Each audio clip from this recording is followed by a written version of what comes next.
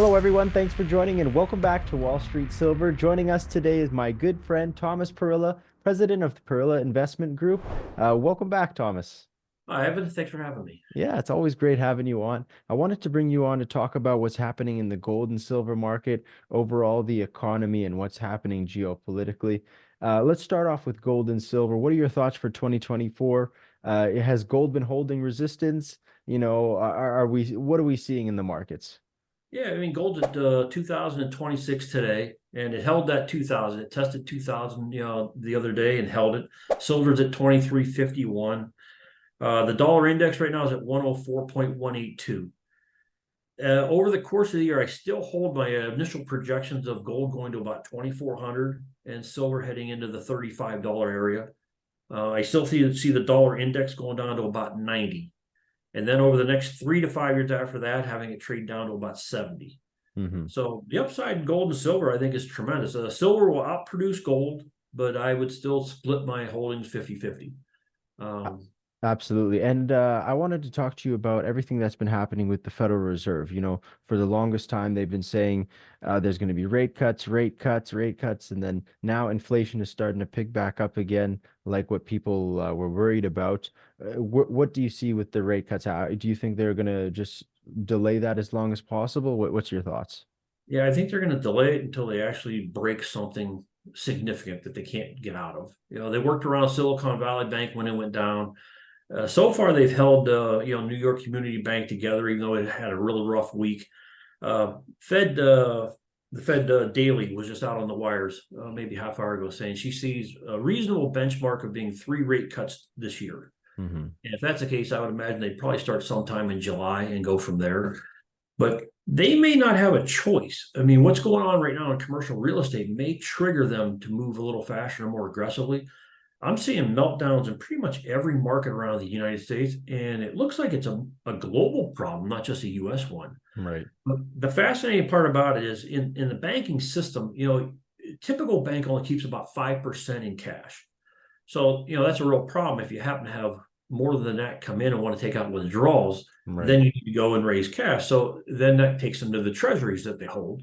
And the treasuries are way underwater because right now, I just looked, I think the 10-year bond is around 4.25%, somewhere in that area. So it actually went down into the 3%, 3.5% range for a while and bounced back up. So they're way underwater on the treasuries. And then you look at their commercial loans, if they want to go ahead and maybe bring in some commercial loans and free up cash there, they're way undervalued there too, underwater there as well. Uh, Hmm. what banks typically do in the commercial real estate area, they call it extend and pretend. They push when a loan's in trouble, they try to push out as far as they can, and then they just pretend that you're going to have a recovery the next year.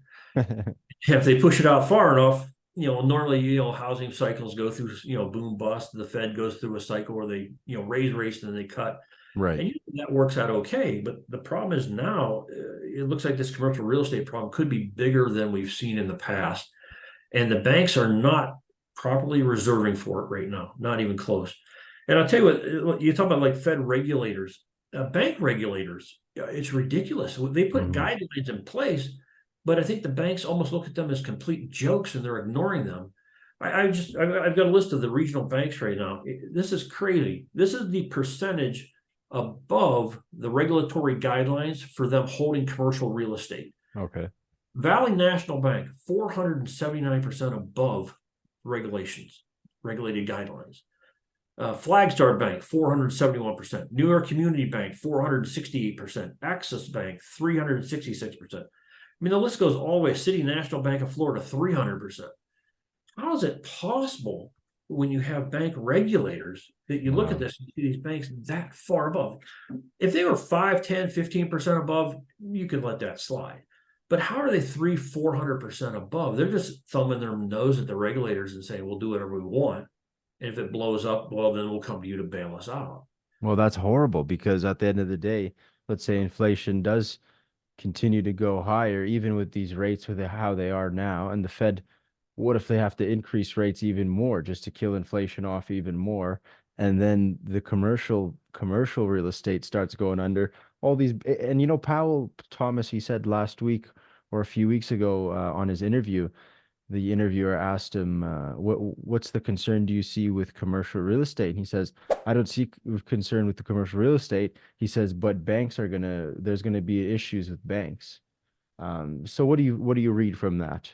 I think, well, he's trying to sugarcoat it as best as he can. Right, right, And part of the problem is, if you look at who's running our treasury, who's running the Fed, most of these people have never worked. Most of them stayed in academia their entire life. And then when, right, they got their bachelor's, they got their master's, they got their doctorate, and then they went to work at the Fed or the Treasury. And they never actually went out and did it. They just read about it in theory. right, right, Mercer's University is right here. I love the school, but I'll tell you what, you could take three of those PhDs up there, put them together, form a company, and they'd probably bankrupt it in 5 years. yeah, And because they don't know how to run a company. no, yeah. I saw someone posted one time, you could shove your PhD up my ASS. Uh, And I think that's the problem you got with the Fed and the Treasury. A lot of these people, I don't think, have a lot of practical knowledge. You have two forms of inflation that they're battling right now. The part they're battling right now is supply chain related. right, And that's where you could see a tick back up. And that's probably what's scaring the Fed. I mean, you look at what's going on in the supply chain globally. Try to take a cargo ship up the Red Sea right now. It's 50-50. Maybe it gets through, maybe it doesn't. You go around the Horn there, Somalia. Maybe a pirate gets it, maybe it doesn't. I think they've seen, like the Panama Canal right now. They're having problems there with the water levels. All those things are going to add to the supply chain prices. It just has to. So I just wanted to let everyone know about our new sponsor, Strategic Wealth Preservation. They are an international precious metals dealer and they are a secured storage provider that have headquarters in the Cayman Islands. The company owns and operates a large Class 3 UL rated vault in the Grand Caymans, and they offer other strategic locations as part of its global storage network. They specialize in the acquisition, secure storage, and liquidation of precious metals for individuals, companies, trusts, and wealth management professionals on behalf of their clients. So if you guys want to check them out, the link is in the description below. And I've heard that, sorry for cutting you off, but I've heard that I think 70 or 80% of the world's oil goes through that Strait of Hormuz where Iran is. And Yeah. I've heard that they can block off the strait. And that's probably the only reason that the United States doesn't really go toe to toe. For some particular reason, they don't want to go toe to toe with the Iranians. Right, So they try to go around it as much as they can, more of a Cold War philosophy than right. actually toe to toe with them. Different But regions and different countries. But sooner or later, all that stuff comes to a head, and that's why when you look at inflation, you got to categorize it in two ways. The first is the supply chain broke during COVID, and that made prices skyrocket. Right. The second one, of course, is the overprinting of the dollar by the Federal Reserve. And I was born in 1964. In my lifetime, we've lost over 98% of our purchasing value of the US dollar. That's crazy. And you always remember things are so big from when you were a kid, but you can remember going to buy a Kit Kat for a quarter and it was giant, but it actually was. Right. You look at some of the things that have changed over the years with shrinkflation. That's been a real thing, Right. and I don't think it's going to get better. I think right now the way we're setting ourselves up is to have a real food problem. Look at the next 3 to 5 years. If we don't start to prioritize farmers and the food supply chain, you're going to have massive inflation in that area as far as you can see. Well, you have protests in France and Spain. There's hundreds of thousands of farmers protesting across the world because they just can't afford it. Yeah, The regulations, the government regulations, they want emission targets. You can't grow too many, you can't even buy enough land, and it's just crazy. yeah, it's crazy, and nobody wants to buy that stuff made in the lab. Right? Yeah. No. So Yeah. I think you have multiple problems. I mean, I continue to focus right now on the commercial real estate because I think that's going to be the first thing that hurts the banks. And the way I see it happening is you're going to see a complete meltdown in that real estate sector unless the Fed cuts rates. And it doesn't sound like they're going to do it just right away.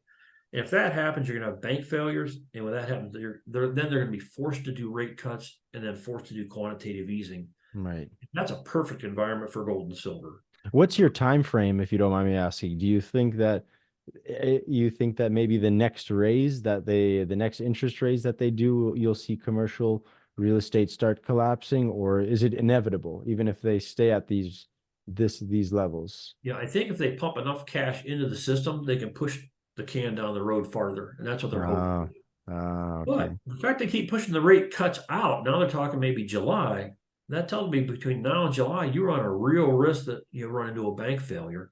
Hmm. The numbers are really interesting. Last year you had $659 billion worth of commercial real estate debt came due.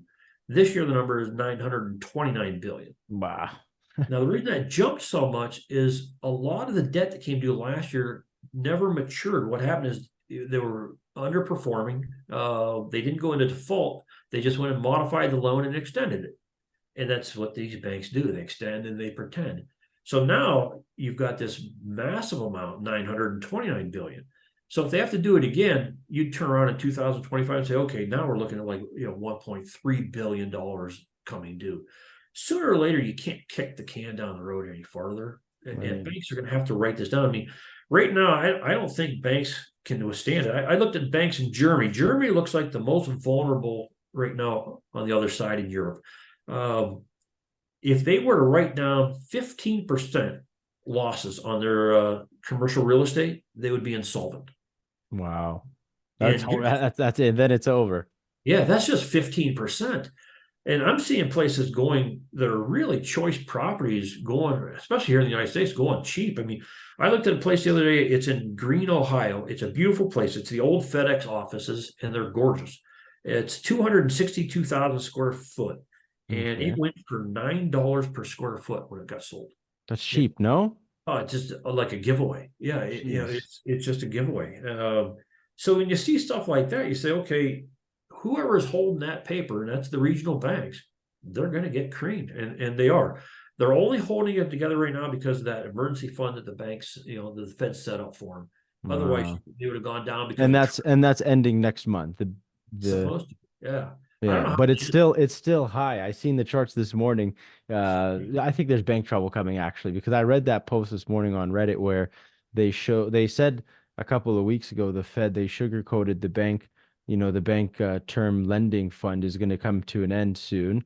But they're going to get the levels down, but it's still super high. If they turn around and extend it, that wouldn't shock me. But if they don't extend it, they're going to replace it with something else. Right. It either has to be replaced with rate cuts and quantitative easing, where they pump liquidity back into the market, or some other emergency program. Where they got to continue that funding. Yeah, and it's like this one. They hid this one from all of us until people started talking about it. The government never came out and really explained what this emergency fund was. I mean, Right.